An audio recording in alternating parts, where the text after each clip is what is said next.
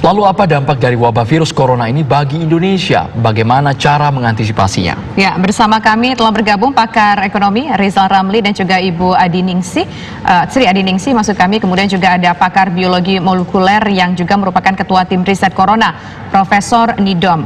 Selamat sore, Bapak-bapak dan juga Ibu Sri Adi Ningsih. Selamat sore. Selamat sore. Ya, Sore. Pertama kita, ya Bang Rizal. Mbak Sri. Pertama Ya, kita. sore Bang Rizal, Prof Nidom. Selamat sore Bu Yes. Sri. Prof Sri. Yes, Profesor Nidom. Baik, nah pertama kita ingin ke Prof Nidom dulu. Sudah ada 19 pasien confirm positif terjangkit virus corona ini. Anda melihatnya Prof Nidom akan seberapa banyak lagi masyarakat Indonesia yang akan terkena corona? Apakah potensi terus bertambahnya pasien corona ini akan semakin besar?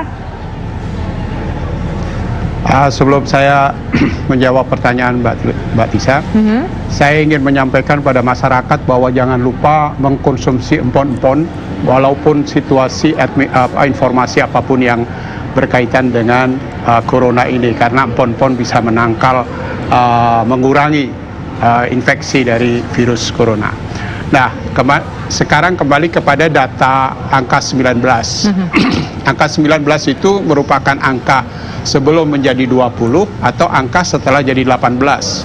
Itu tidak ada sesuatu jaminan bahwa virus ini tidak akan bertambah, karena memang saya melihat pihak pemerintah tidak melakukan upaya untuk mengurangi infeksi ini, tetapi malah hanya bersifat sebagai pencatat saja. Jadi otomatis ada perkiraan bahwa akan terjadi peningkatan, itu wajar-wajar saja.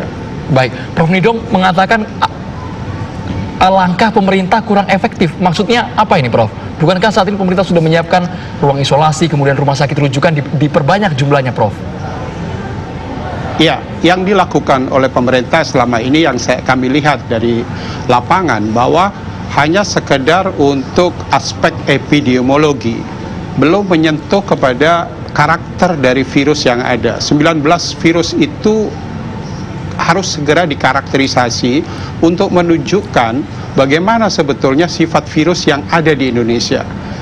Bahkan di situ disebutkan 2 dari imported cases. Nah, imported cases sama domestic itu sama apa tidak virus ini? Jadi tanpa ada pemahaman terhadap karakter virus, maka akan sulit melakukan pengendalian dan akan sulit untuk memperkirakan siapa sebetulnya yang mempunyai faktor risiko tertinggi, kemudian menengah dan sampai sedang. Itu berasal dari virusnya, karena penyakit COVID-19 ini adalah interaksi antara virus dengan host serta lingkungannya. Nah, sementara yang selama ini lebih banyak pasif. Jadi ada informasi bahwa ada infeksi, kemudian di-trace, kemudian ini dan sebagainya. Tidak dilakukan bagaimana sebetulnya virus ini sekarang ada di mana itu. Oke. Nah, tapi Prof, sebetulnya kita juga sudah mengundang juru bicara pemerintah Indonesia tentunya untuk masalah corona ini, yaitu ada Dr. Ahmad Yuryanto, tapi yang bersangkutan berhalangan untuk bergabung bersama kita. Nanti kita akan coba terus mengkonfirmasi untuk juga menghubungi Dr. Ahmad Yuryanto. Tapi saya ingin ke Prof begini, Prof. Tadi Prof mengatakan bahwa pemerintah tidak melakukan hal-hal yang cepat tanggap untuk mengetahui virus ini seperti apa. Tapi bukankah kemarin pemerintah sudah mengeluarkan mengenai protokol untuk COVID-19 ini, Prof? Apakah itu sangat tidak membantu sekali untuk menangani corona? Saya membaca dari protokol itu tetap fokusnya pada host, tetap fokusnya bahwa corona ini seolah-olah hanya masalah kesehatan. Ini yang harus difikirkan kembali. Kita bukan hanya kali ini saja mendapatkan wabah seperti ini. Bahkan kita tahun 2005 sampai 2009, 2010 tetap kita mempunyai wabah yang sangat dahsyat, yaitu wabah flu burung. Dan waktu wabah flu burung itu pemerintah sangat tanggap, langsung membentuk komisi nasional. Karena di situ duduk semua pihak, semua stakeholder untuk membicarakan bersama-sama. Yang satu menangani dari aspek kesehatan, bagaimana dampaknya nanti. Apalagi flu burung ada berkaitan dengan ekonomi peternakan yang sangat sulit dari aspek sosial. Nah, sebetulnya ini akan lebih mudah dan Indonesia mempunyai kesempatan untuk menjadi pionir di dunia untuk mengendalikan virus ini asal mau. Jadi dengan cara membentuk komisi nasional atau apalah namanya satgas, duduk semua berada di dalam satu meja membicarakan semua aspek termasuk ekonomi, investasi, perdagangan dan sebagainya. Baik, menurut Prof Nidom, apa yang membuat sampai dengan saat ini mitigasi mengenai penanganan virus corona tersebut versi Prof Nidom belum dibentuk sama sekali, Prof Nidom? Saya tidak tahu persis, tapi kemungkinan besar orientasinya masih menganggap ini hanya pada Kementerian Kesehatan. Padahal dampaknya sudah sedemikian rupa, kita belum bicara di luar Jakarta. Kita masih berkutat di daerah Jabodetabek. Bagaimana dengan masyarakat yang ada di Papua, masyarakat yang ada di NTT dan sebagainya. Ini kan perlu dibicarakan bagaimana koordinasi antara pusat dengan daerah.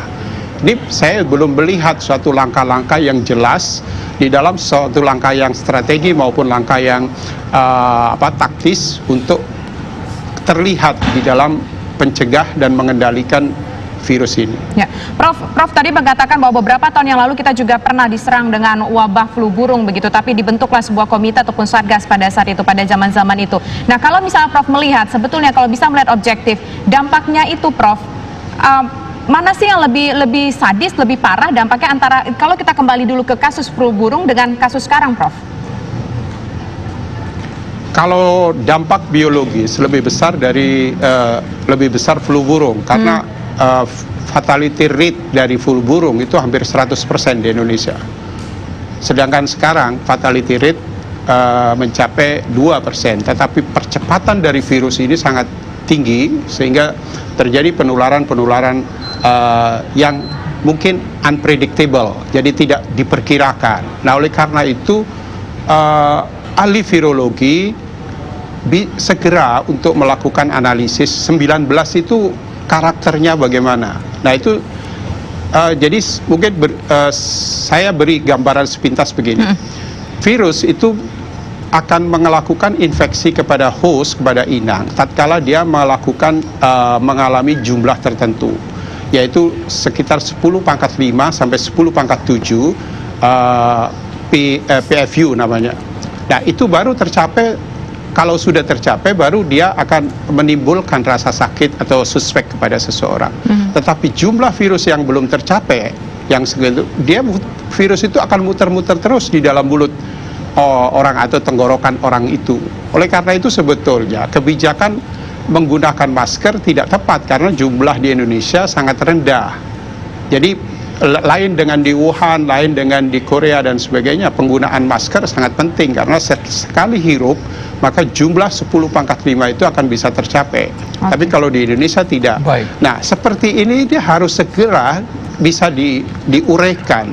Virus 18 itu macamnya yang bagaimana? Apakah dia bersama-sama dengan kuman yang lain sehingga dia bisa menimbulkan infeksi kepada host, atau dia berdiri sendiri? Tidak mungkin sebuah patogen itu menyerang seseorang itu dalam keadaan dia sendiri untuk masuk ke dalam tubuh host. Pasti akan bersama-sama dengan mikroorganisme yang lain. Baik, Prof Nidom, terima kasih banyak Prof Nidom atas informasinya. Sekali lagi pemirsa, sebenarnya yang bersanding dengan Prof Nidom adalah juru bicara penanganan virus corona dari pemerintah, dari Kementerian Kesehatan, yakni Bapak Ahmad Yuryanto. Namun hingga kini belum tersambung sama sekali. Tapi tadi Prof Nidom juga menyinggung bukan hanya dampak biologi, tapi juga ada dampak perekonomian. Nanti kita bahas bersama dengan Bang Rizal Ramli dan juga Ibu Sri. Sesaat lagi pemirsa di Kabar Petang.